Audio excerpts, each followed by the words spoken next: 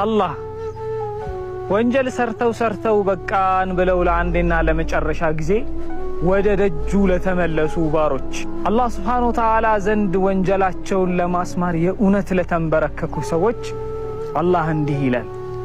قال لا تثريب عليكم اليوم يغفر الله لكم وهو أرحم الراحمين قال لا تثريب عليكم اليوم ከዛሬ ጀምሮ የተውበትን ደብዳቤ አላህ ዘንድ ካስገባችሁበት ቀን ጀምሮ لا تثريب عليكم اليوم በእናንተ ላይ የሚደርስ ምንም አይነት ወቀሳ የለም አትወቀሱም በወንጀሎቻችሁ በል እንደውም ይሄንን ወንጀል እኮ ሰርታችሁ ነበር ምሬላችሁ ነው ብሎ እንኳን አይወቅሳችሁም አላህ Subhanahu Wa Ta'ala አትወቀሱም يغفر الله لكم አላህ ለእናንተ ወንጀላችሁን ይምርላችኋል ለምን وهو أرحم الراحمين